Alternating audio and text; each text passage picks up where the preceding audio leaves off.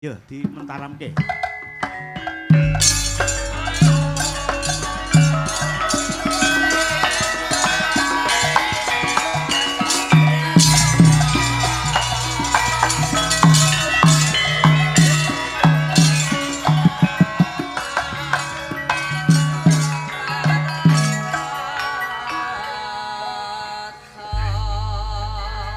Nggih, wilujeng dalu, selamat malam Mbak Elisa. Nggih ngaturaken wilujeng dalu sugeng dalu selamat malam Mak Cangi, Mak Limbo.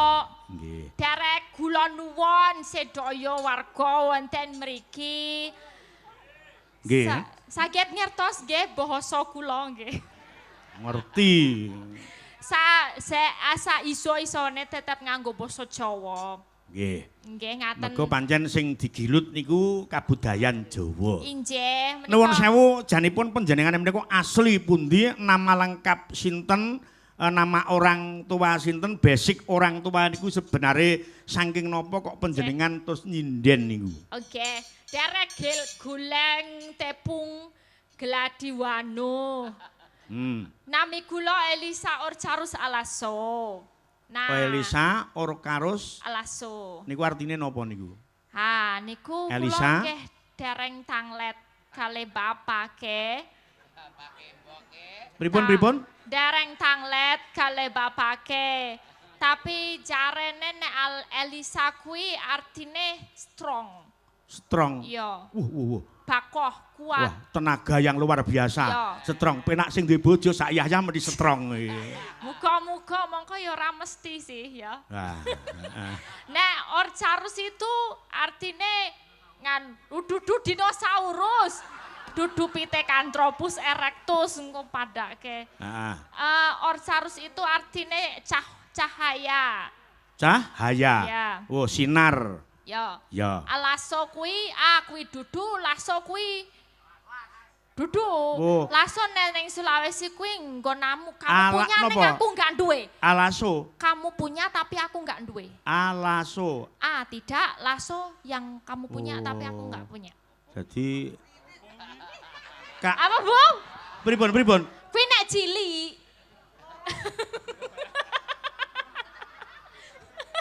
Apa ya? Ya itulah. Sik dibaleni ndak patek jelas ki mau. Laso itu Heeh. bapak punya tapi aku enggak duwe. Apa? Mengko tak dudoi. Irong duwe, mata duwe, Ah. lampe duwe, kupeng duwe lah. Kira-kira Ada satu yang ndak punya. Ha. Nanti tak kasih tahu. Nah, Pokok kok kamu ndak usah ngasih tahu yang lain lo ya. Iya, nanti dikirim. Maksudnya Nggih. pengertiane, Nah, pengertian. sampean nyawang mesti gila. Aduh, ya mbok.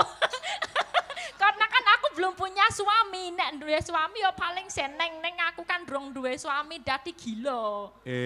Ngono. Wah, jan wis. Menika terus lajeng kula si Lajeng. Iyalah. Hasil terusnya lajeng. Lajeng. Nggih, kula sinau budaya wayang kulit, wacucol. Wacucal. Ya, itu belajar. Belajaripun wonten? Ning isi Ngayu Jakarta. Oh, mendet pedalangan.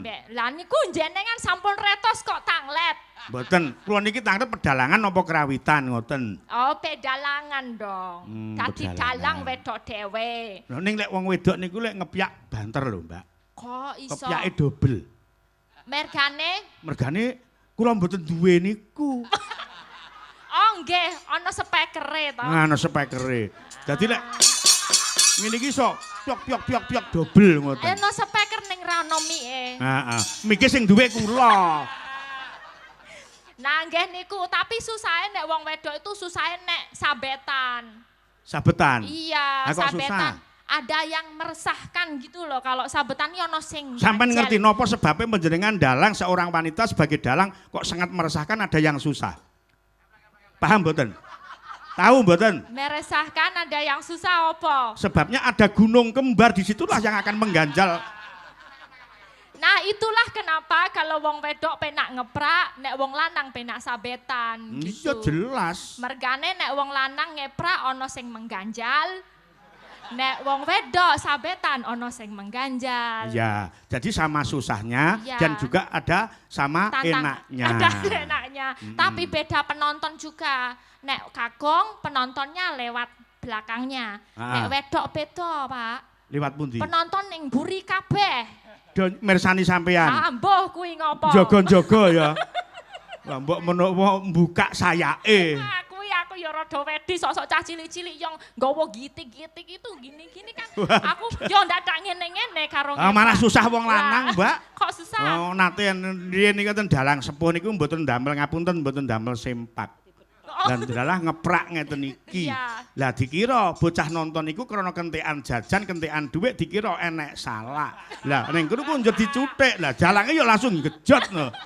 Dikira sajen ya. Dikira salah, seneng sajen buah salak. Oh, dikira masalah. Heeh. Terus ya duh ada sesuatu hal yang tergencet gitu ya. Ya, Ngene ku lah suka duka dadi dalang. Ya. Tapi aku rumangsa dadi dalang kuwi abot. abot. Sewengi ngomong dhewe, sauri dhewe, nangis dhewe, kentir dhewe, guyang-guyu dhewe. Suwe-suwe aku gendeng. Nah, mulane dadi dalang ki sangune lek telu.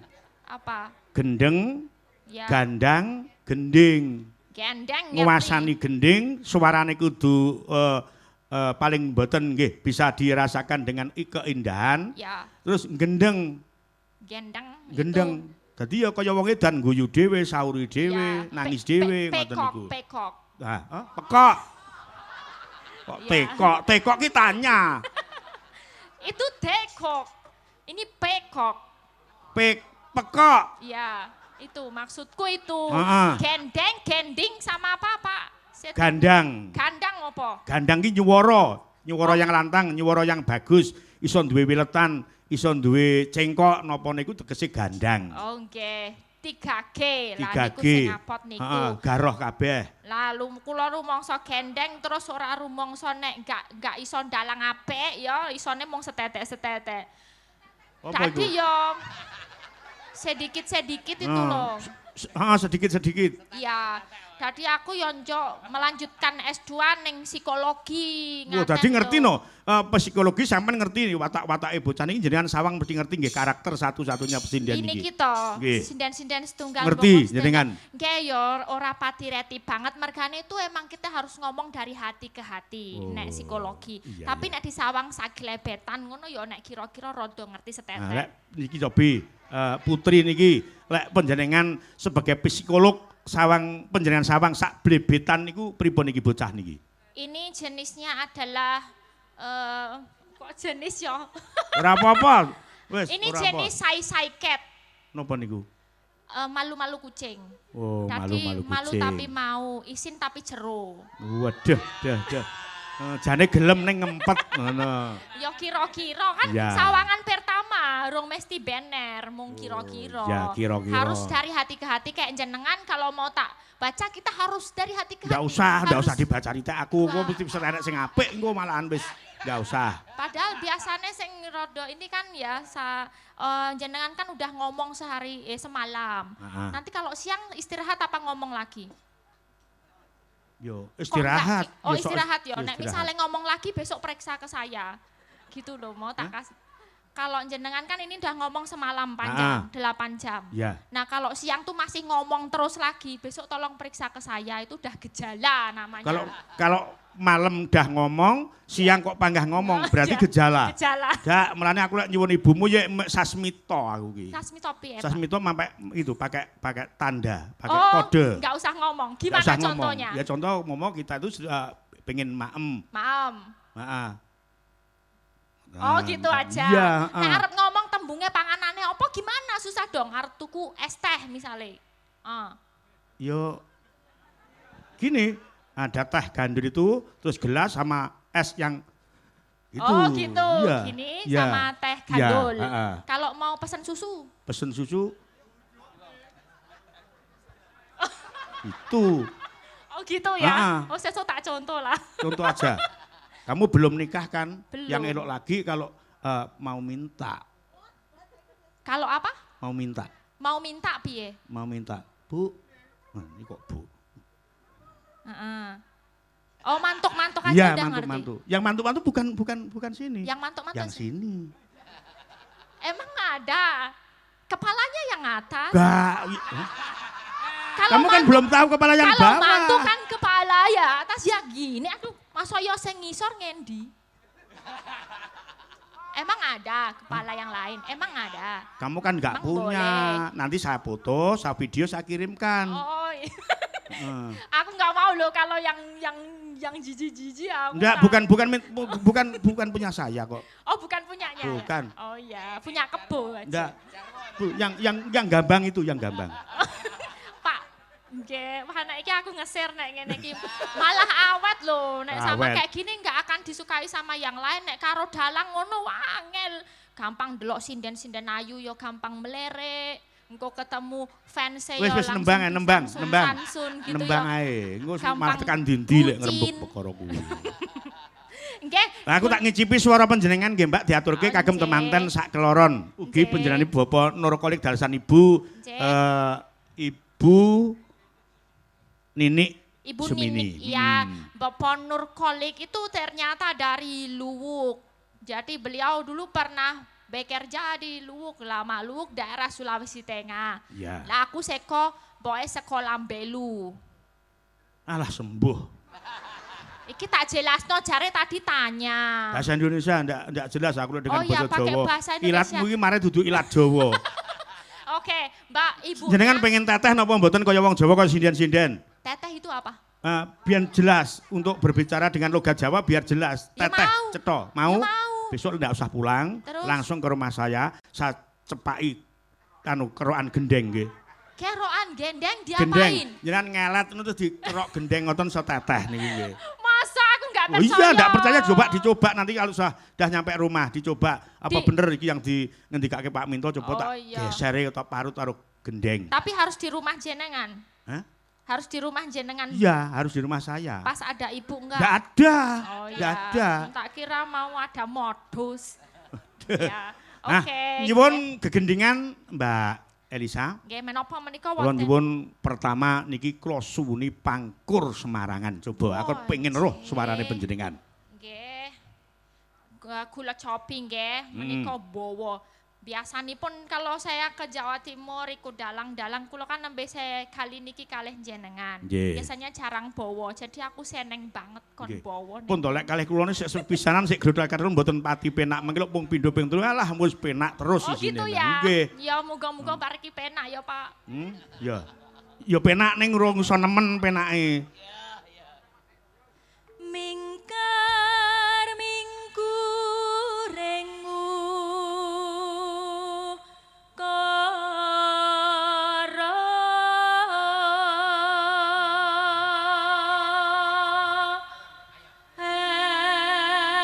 karana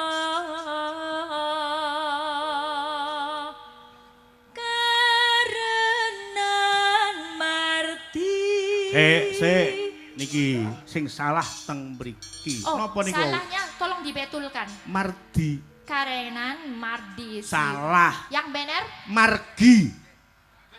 Oh, Margi. Iya. Margi itu Jawa jalan. Timur kok karena Margi Siwi lek Mardi Siwi salah. Oh, Margi jalan siwi anak, berarti dalan bocah.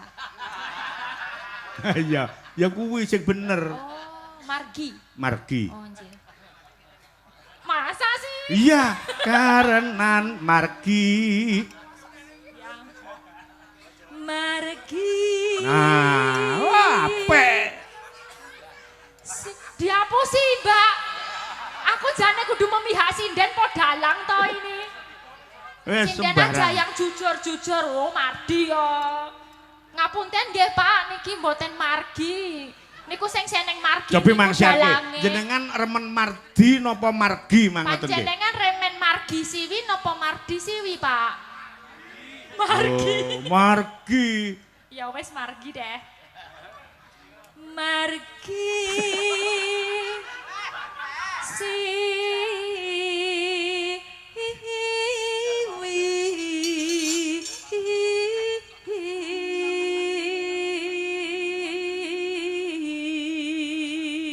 Bagus.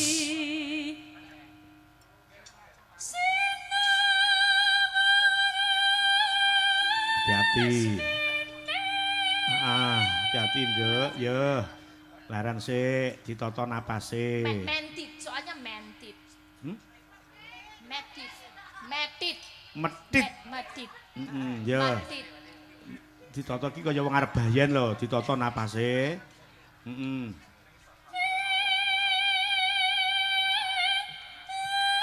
Iya, wis ketok rambute, Nduk. Ya.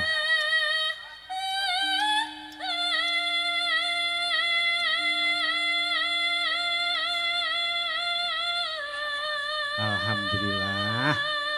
Lahir lanang. Durung lagi rambutnya tak lebokke meneh. Wah, Masih ono Pak lanjute. heeh.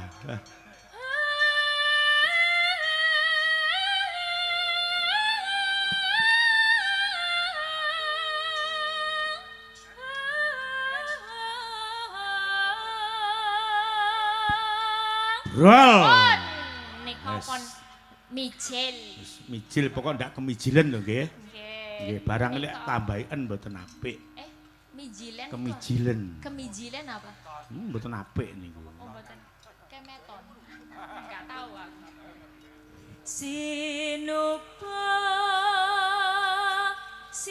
Sinukarta mreh kretarta Akar tining ngelmu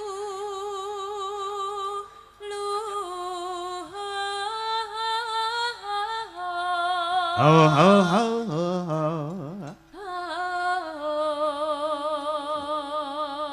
Sinjen iki lek cerdas sing ngono ngajeng kok piye langsung disaut dimplok. kang tumrap ning tanah Jawa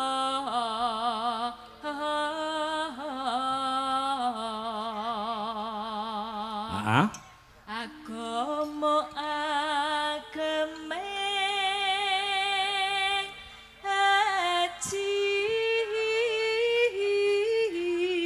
Ih,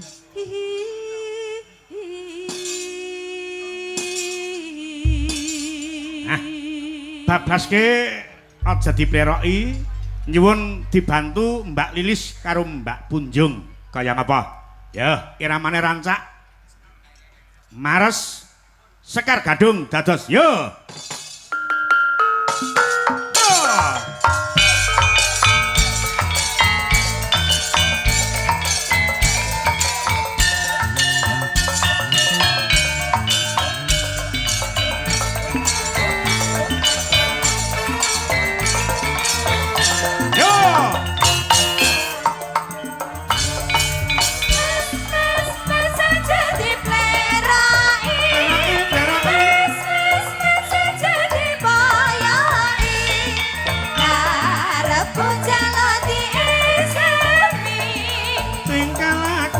Kudu ngerti cara aja ditinggal kapripat ben katimuran Mekoke keri ing jaman ya sing eling eling apa iku budaya anjene banggamu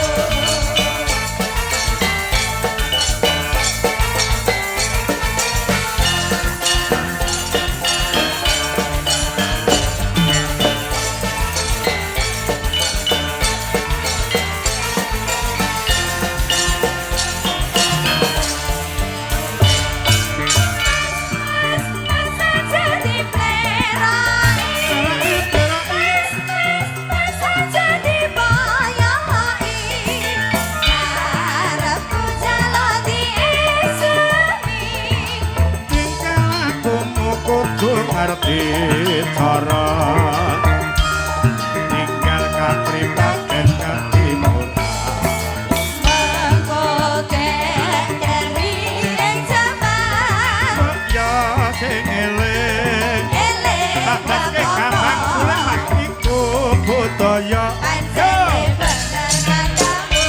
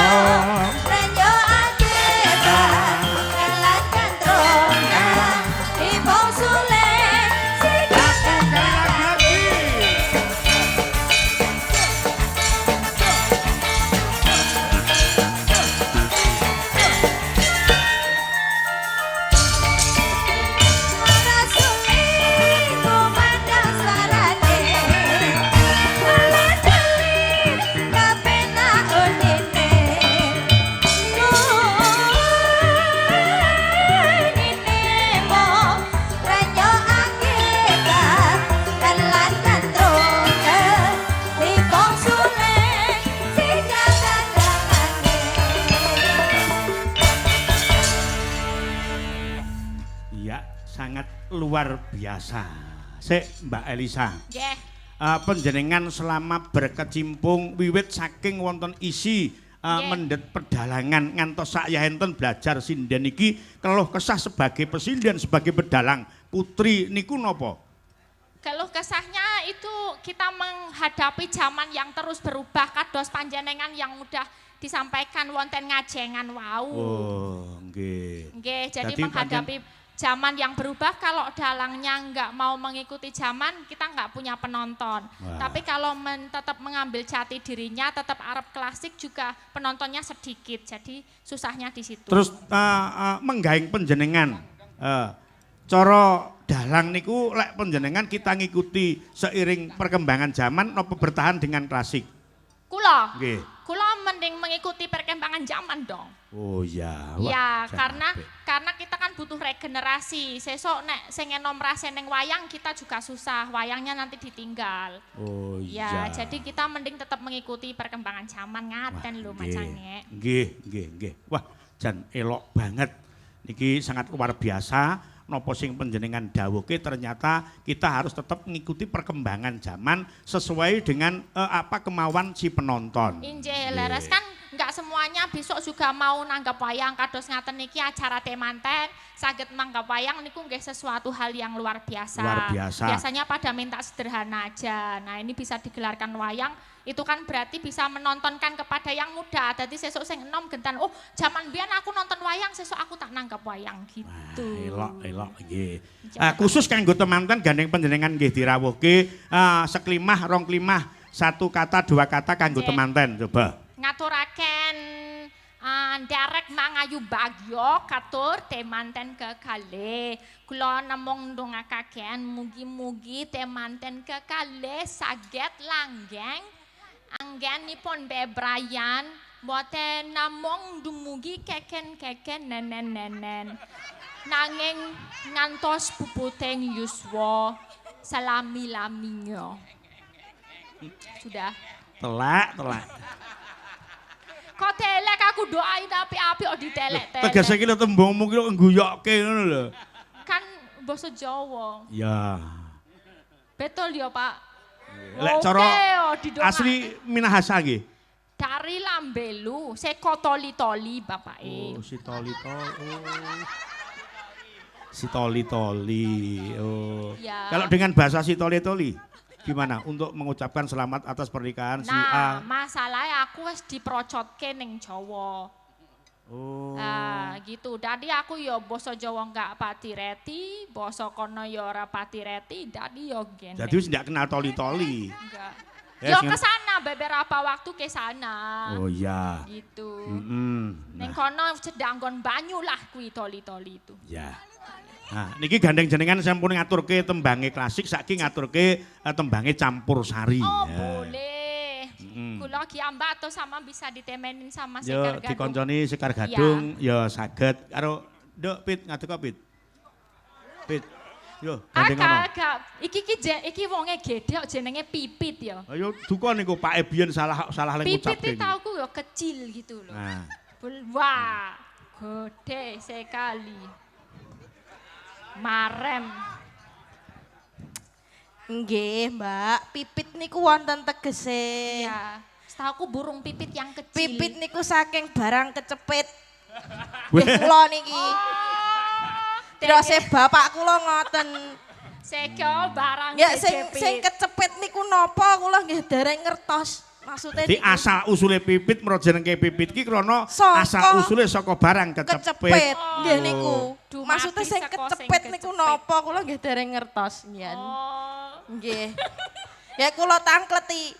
Nggih sing anu. kecepet ki apa ngono Nggih, tanya. sing kecepit ki apa to, Pak? Ngoten. Nah terus, oh tekok mbokmu ngono. Lah kula tekok Mak, sing kecepet ki apa? Alah, wis tekok bapakmu bangah kontekan, kontekan bingung. Bola balik bola. Berarti Nggih. sampai sekarang nggak ngerti sing kecepet. Enggak ngerti. Ya Biasanya- toli-toliku. Gubuk asmara kaya ngapa diaturke pundhutane Bapa Santo dalasan ingkang mengku gati. Nggih. Gubuk asmara karo kedanan. Gubuk asmarane wae nganggo bawa kok Mbak Pipit dhisik coba. Nggih. Khususan kagem Mbah Santo. Wah. Yayang. Aja ngono.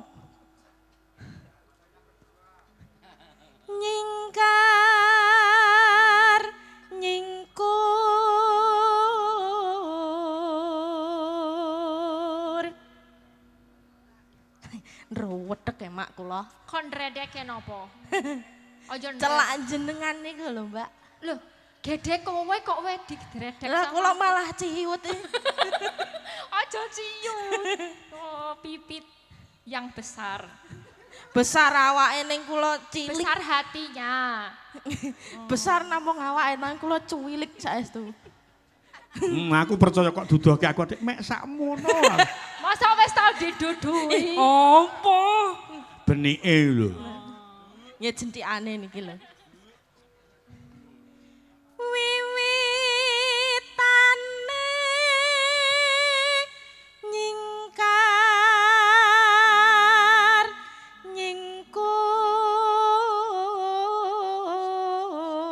nyingkur. Jenengan. Aku ya, Nggih. siap.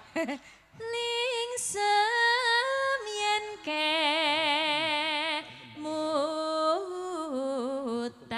kemutan lelampahan kang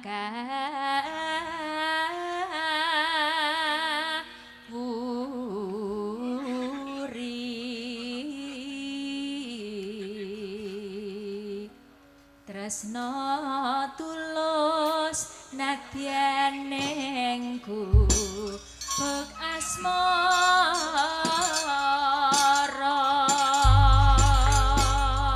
Ya, kaya ngapa? Digarap kaya adat kang lumaku untuk sing sepisanan nganggo musik engko kapindhone binarung karo gamelan. Ya, kaya ngapa? Dados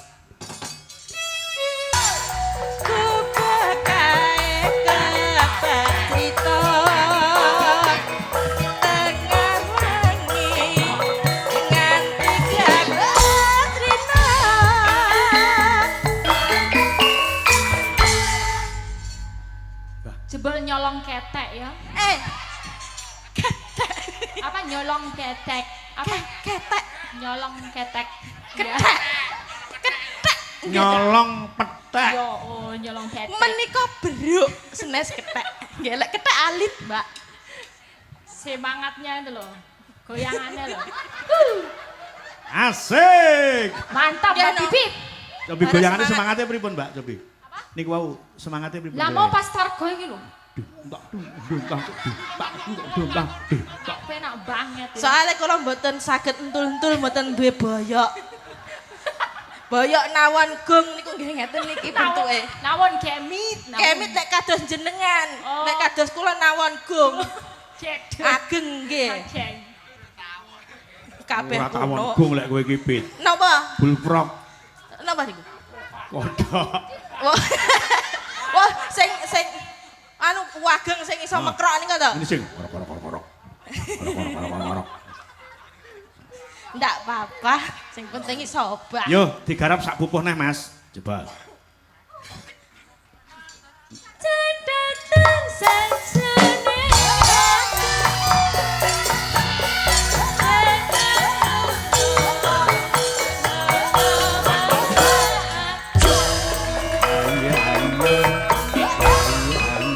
Aku kowe dadi kenang.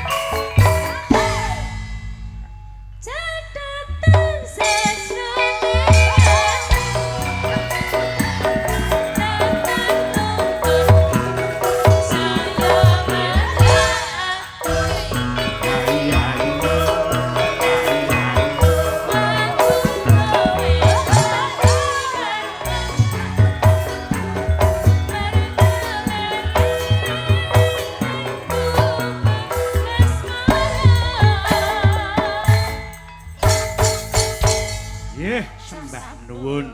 Pak niki kula wonten titipan, maksudnya nanti takutnya lupa. Dari Bapak Sugiono Ngerawan.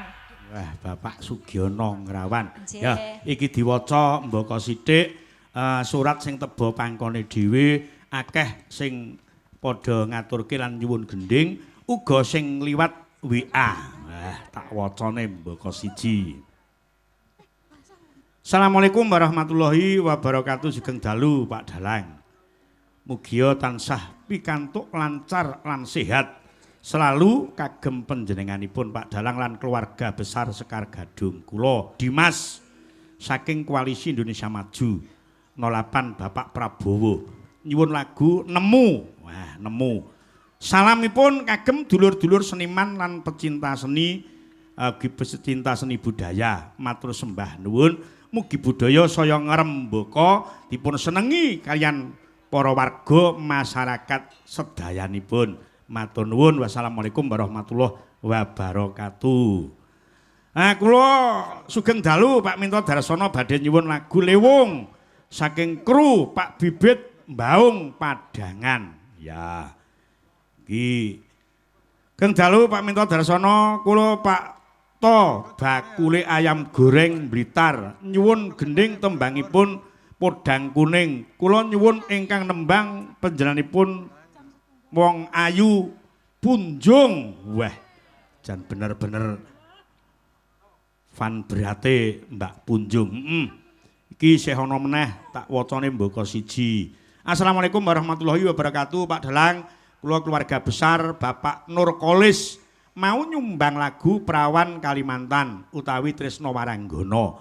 Lagu ini ditujukan kepada rombongan Bapak Cokro. Sak rombongan lagu ini dinyanyikan oleh Mas Effendi. Terima kasih. Wassalamualaikum warahmatullahi wabarakatuh. Assalamualaikum. Waalaikumsalam. Katur Kiminto Darsana ing sasana pagelaran kula nyuwun gending gubuk asmara kembang rawi, kembang Probolinggo kaliyan kedanan. Gending menika kula aturaken dumateng kanca-kanca saking Blitar Selatan. Mungkin dadosaken sukarna ing panggalih saking kula Bapak Santo Plosarang Blitar. Wassalamualaikum warahmatullahi wabarakatuh. Sik telu diwaca pisan. Assalamualaikum warahmatullahi wabarakatuh. Geng dalu bocange saking kula Bapak Sibar saking Pakel Ngantru badhe nyuwun lagu Gubuk Asmara Caping Gunung versi jaranan kalian setunggal nyilih bojo. Wah iki pengen penak ya kuwi lho. Sing penak niki nyilih bojo nek ra konangan. Lagu punika kakintunaken dhateng Pak Guru Browi saking Wonodadi, Mbah Loso saking Padangan, Bu Nyamit saking Padangan, Haji Takim saking Tumpang Sari. Mekaten kintunan kula saking Bapak Sibar Pakel kagem butange matur sembah nuwun. Wassalamualaikum warahmatullahi wabarakatuh. Kagem Pak Dalang kula badhe nyuwun gending Podang Kuning dibawani angka kalih Kijing Miring ingkang nyekar Mbak Elisa Orkarus Aluso. Sikap semanten matur kula. Wassalamualaikum warahmatullahi wabarakatuh. Saking kula Pak Nur Kolik ingkang Mengku Gati. Ha iki sik ana siji neh. Wah, niki sangune iki Mbak Lisa nek jenengan lho niki. Yes, iki Lisa. Lirik Kutha Blitar Kampung Mawar, Ngerawan Kampung Cilik Kasunyatan, Edipeni Kembang Mawar kang sayekti. Ngerawan akeh wong padha kasmaran, abang putih iku kang dadi unggulan. Ngerawan kampunge para dermawan, guyub rukun wargane seneng kumpulan. Ngerawan kampunge para seniman, Turangga Jaya kondange ning Ngerawan Wetan. Ana crita asmane Turangga Jaya ingkang bisa angle lipur mring sesama kanthi pandonga para warga sedaya mugi-mugi kalisa ing sambikala ora mokal Ngerawan dadi kembang lambe ora mokal akeh sing padha nyatake yen to kembang nuduhake panggandane yen to buah ngaturake ya rasane. Wa iki lirike Kutha Blitar. Ngoten iki mengke kedah diaturke. Ya kaya ngapa iki pundhutane Podang Kuning iki tetep sing nyuwun ingkang Mengku Gati sing nyuwara bawa Mbak Elisa dibantu Mbak Bunjung kena, Mbak Luki kena, Mbak Lilis ya kena. Wis ya kaya ngapa dibantu salah siji. Ngesake lek kon nyuwara terus. Kali sinten iki si jatinya. Iya. Mbak Lilis. Oke. Oh, nggih kali Mbak Bunjung.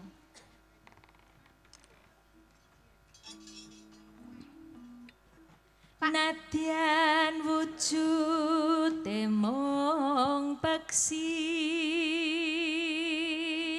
Nadyan wujudnya Hanya burung. burung. Puisi.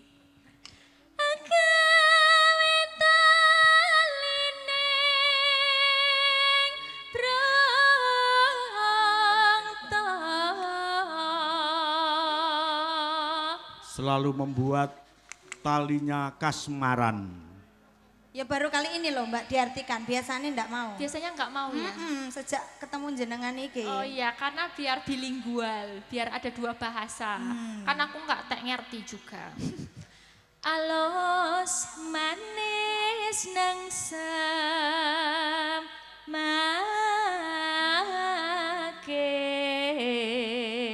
samake Meneng. Komen neng. Ya jadi sik pisan iki lho mending meneng. Wah wes tak tunggu iki artinya apa? Halus, manis, berarti itu manuk jenis apa ya? Manuk manis sih, manuk tutahan wedang. Kok iso? Kok iso manuk kutan wedang? Lah yo legi kan. Ya prak manuk kutan Manis. wedang ya bengok-bengokno sing duwe.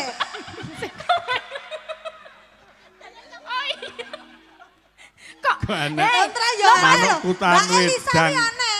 Wong manuk kok kutan wedang. Lah manuk Manuk iki kok jawane sampe wedang? aku ngrasake manuk ning dindik ki gurih kok, manis. Lah kan kalau digoreng itu gurih. Oh iya itu. itu manuk manuk yang punya sayap, sing punya sayap. Ah. Nek sing kutan wedang genaran duwe sayap. Terus manuk ki Udah, nek kuwi. manuk ki asale saka apa njajal? ndok Ndok. Saiki lek asale manuk ki saka ndok, aku tak tekon. Ndok apa sing paling enak? Ayo, lah iso. Apa Mbak? Endok Sing dikukur paling enak. esuk-esuk. Bisa ngajari bapak guruku. Bapak Seno Nugroho. Iya. Lek manuk apa sing suarane paling banter? Ayo. Wah, manuk apa ya? Belum tahu toh? Gak tahu. Belum tahu toh? Gak. Jawab. Yo. Apa manuk Teko sing Mbak Bunjung. suarane paling Manuk banter? sing suarane paling banter. Manuk kecepet selerekan. Manuk kecepet. Selerekan. Oh, maine ngono aku ya iso. Ya. Piye? Manuk apa sing mabure iso paling dhuwur? Manuk apa kuwi? Apa? Tira. Apa ya eneng? Blekok. Alap-alap. Duduk. Elang. Alah, duduk. Ngerti ra? Apa? Manuke Neil Armstrong. Tekan bulan. Nyeblok apa ora? Nyeblok apa ora? Apa panggahne Maine ngono? ngono iso kecepet red sleteng barang. Ya aku yo Iya. iso. Wasawengkan kung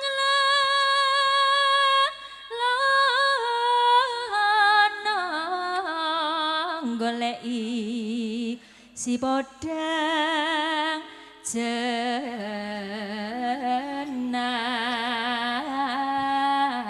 jenar Bagus.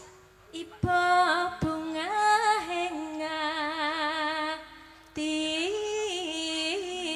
tiku nyanding bisa dadi tombo Ya.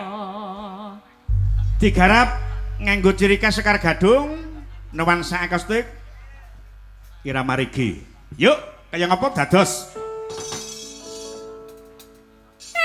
esok awan ning omah wis ora rasane keluyuran goleki sing asayang mopang miderangku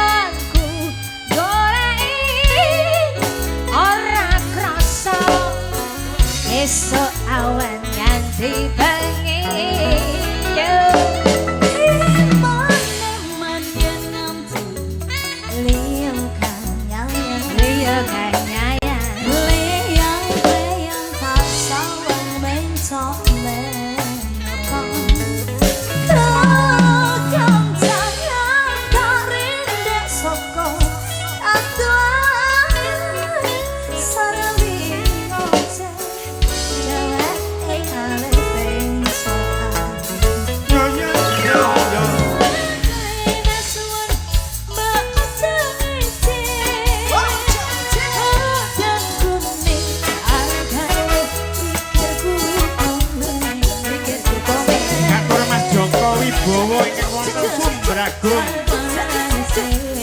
Reja tangan Tulung Agung Wilujeng Dalu Mas Joko Wibowo.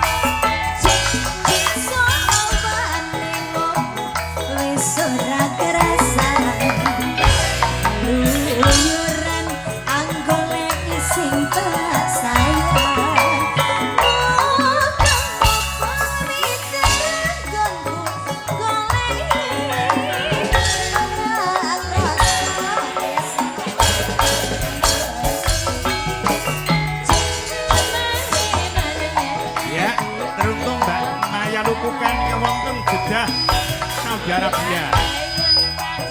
Lalu Monitor Sekar Gadung, salam sehat dan sukses selalu Mbak Minto. Oke Mbak Maya Lupukan.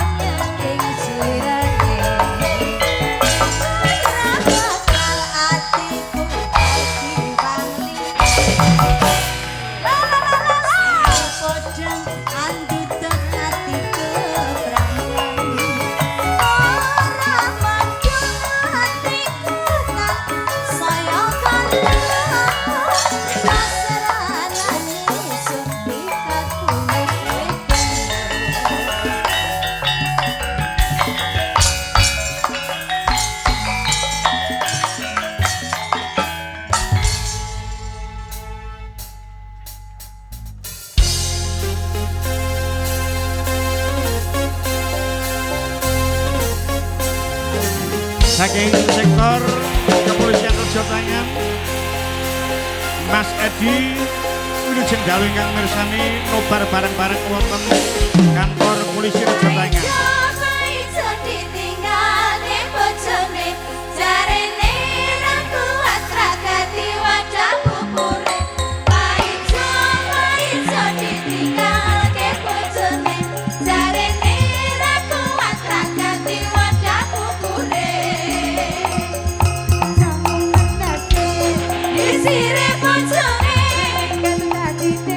Jarene akeh duwite, payu loro ati.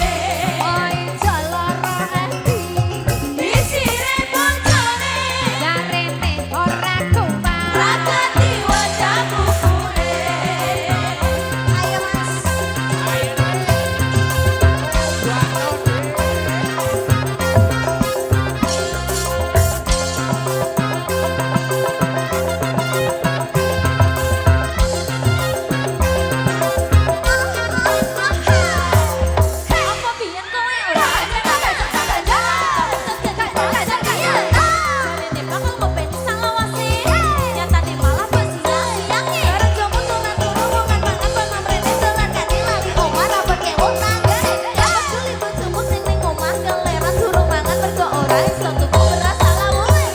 Bapak Jawa mboten kasih. Disire bojone. Mboten dadi ning kafe. Jarine akeh duwite. Wae jaloro ati.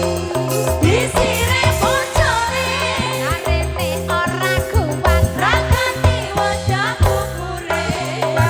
Jawa mboten kasih. Disire bojone. Mboten dadi ning kafe. Jarine akeh duwite. Wae jaloro ati. Disire bojone. Jarine ora kuat. Rakati wadah umure. Wae jaloro ati. Disire bojone. Jarine ora kuat. Rakati wadah umure.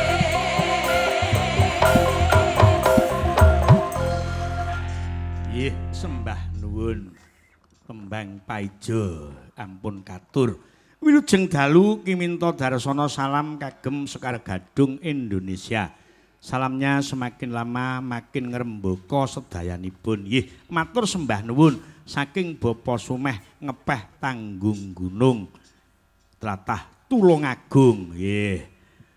Wilujeng dalu kagem Pak Minto Darsana. Kula rombongan saking Manggis Pak Sumirin ugi panjenenganipun Bapa Mulyani wilujeng dalu kula nggih dugi kalian rombongan Pak Minto nggih matur sembah nuwun sanget ugi wonten pamundhut saking Mas Takim ingkang pidalem wonten ing tlatah Mojokerto ageng dalu kula Pak Takim Mojo kumpul kemlagi nderek midhangetaken malih pagelaran menika Sedarunata salamipun semoga Bapak Minto Darsana selalu sehat, selalu baik, seger kewarasan, rame lancar rezekine. Nyus Sekar Gadungipun tambah rame lancar pantes pentas-pentasipun. Matur suwun nyuwun gending sembarang kula nderek dhateng panjenengan. Nggih, matur suwun Mas Takim. Kaya ngapa dibablaske nyuwun gungan panjenengane Mbak Imas karo Mbak Tika. Kaya ngapa? Sepotona Mas, Mbak Tika, Mbak Imas Setyorini ben jemeneng. Yo, kaya ngapa?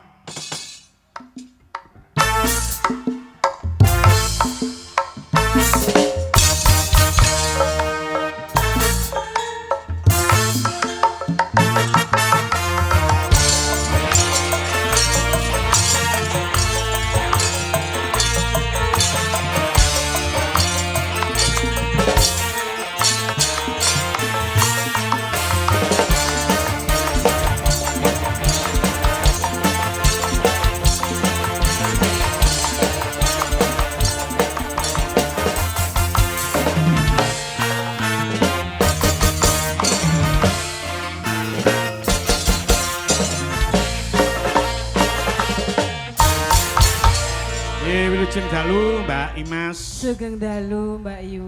Nggih pripun teksih sehat?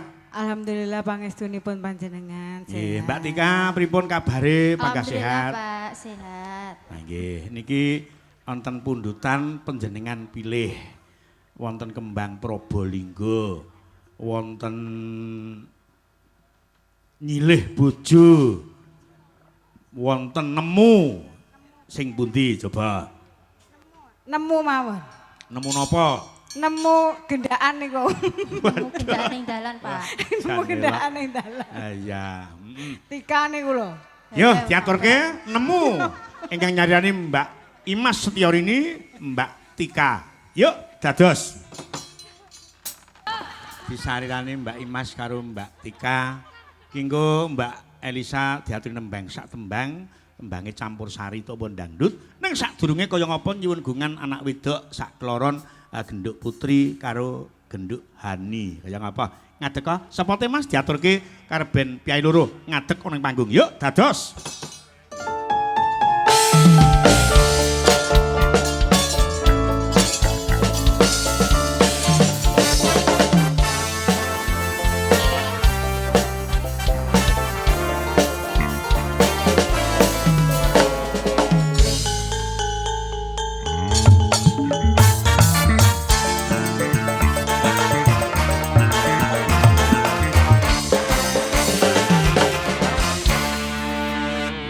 Sing dalu Mbak Hani, Mbak Putri. Sugeng dalu. Nggih. Wah. Ayah. Ya, anak wedok. Nggih. Aturna kanggo penggemar budaya ingkang lenggah wonten ing Ngerawan. Ing Sidodadi. Kaya ngapa? Tembange lali janjine. Yo, langsung Mas.